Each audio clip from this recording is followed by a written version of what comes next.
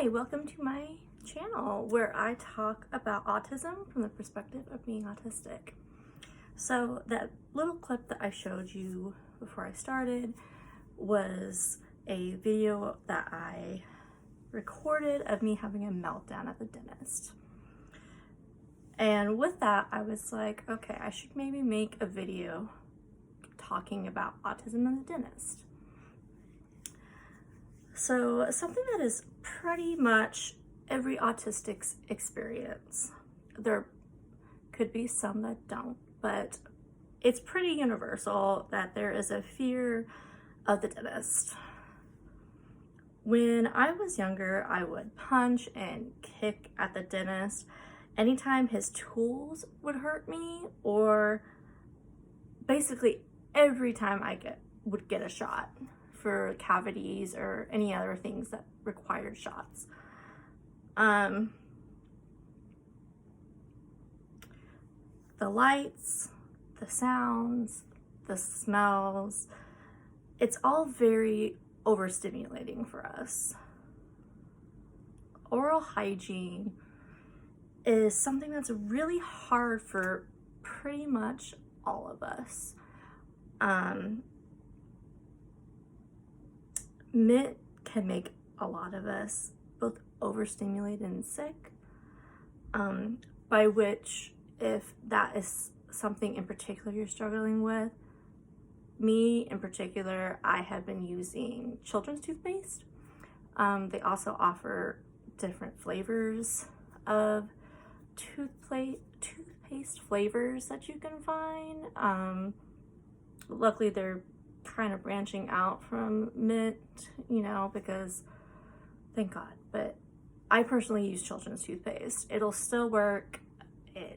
It's not so irritating for me and my system. I'm somebody that does get really sick from mint flavor. So that is just one suggestion for that situation. Scrubbing and flossing is a lot to handle. Just all the feelings that come with being in your mouth can be an absolute struggle.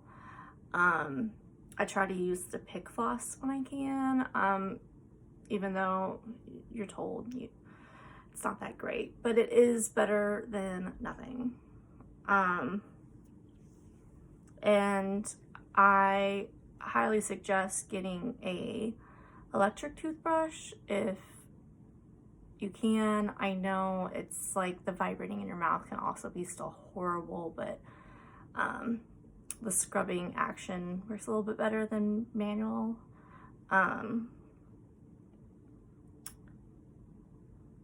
But with all these things, even with no matter how hard we try, it's not clean enough. Whenever you're stimulated and have all these like taste and like reactions to things in your mouth, it's hard, right? I have even been told at some point that I had scrubbed too hard, and I've had people tell me that I didn't scrub hard enough. That balance is very frustrating, not only for me, but for many. And then on top of just all the overstimulations from just inside your mouth, we have to deal with a lot of shame given to us by dentists. And that's not saying that there isn't any caring, great dentists in the field. For instance, I had one that I absolutely adored, and he always made me feel safe, and he never judged me. And unfortunately, because I had this dentist when I still lived with my parents, and I do not live near my parents anymore, I can't see him anymore. Shout out to Dr. Stanley, not that you'll ever see this, but he is the only dentist I have ever had in my entire life that made me feel okay. really wish I could still go to him, because I know with all my issues, like, he would help me without being judgmental, and so it really, really sucks. So I'm not talking about every single dentist, but the problem at hand is the majority of us have a lot of issues with how we're treated.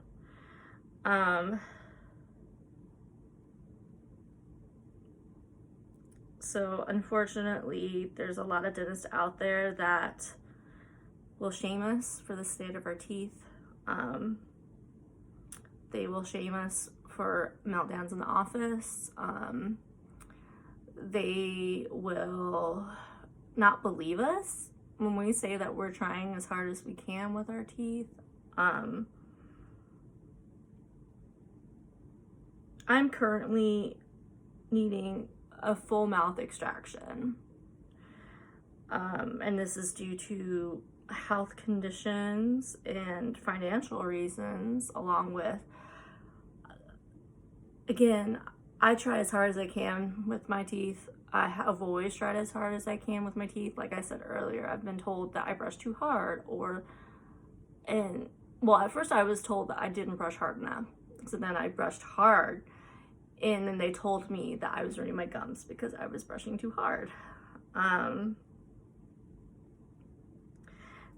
being autistic, like, there's a lot of us that are black and white thinkers, literal.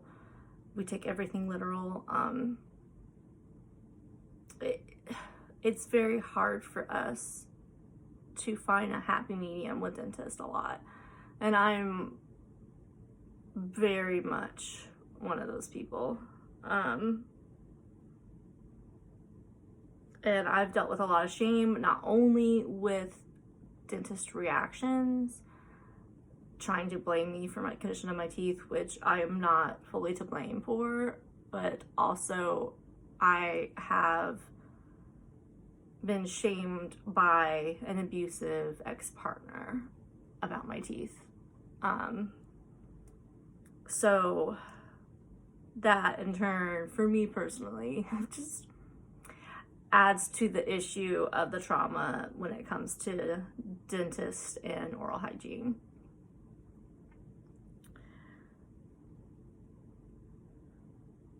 So unfortunately, the dentist that I went and saw used a very common scare tactic that a lot of dentists do. Is it a money pull? Maybe. Is it just the lack of empathy? Maybe. Could it be both? Possibly. But I was told that if I were to get all my teeth pulled, that I will see a quote unquote severe rapid decline of my health. And she tried to talk me into getting root canals in every single tooth. And if you're not aware of root canals, let me tell you how much the pricing of that is. It's literally so expensive and ridiculous, and for me to have to get it in like every tooth, it's not possible. And that's one reason why I'm seeking full mouth extraction, because that in itself is already going to be expensive. But if I were to try to save my teeth and get root canals in every single tooth, it's impossible. And so when I was treated like that, it was really hurtful. But not to mention the fact that overseeing any reason why I'm getting full mouth extraction, I'm getting full mouth extraction because I can't afford to keep my teeth, which is the biggest thing. But also my current health conditions are already severe. So for you to be like, well, your health's gonna decline, I had multiple meltdowns while I was there. But when she did that, I really lost it. because I'm just literally like, my body's already falling apart. I am not here to be judged. I'm not here for you to try to tell me that if I fix this, that my health's gonna get worse. It's not, by the way. I don't know why this is still drilled into a lot of people. I really think a lot of it is money. I used to work with elderly Alzheimer's and dementia patients, and it's very rare to have people with a full set of teeth. Most of them don't have their teeth, and at that, a lot of them lived well into their hundreds. So, like, yeah, could you have some kind of heart issues with your teeth? Yeah, but does that mean it's going to happen? Absolutely not.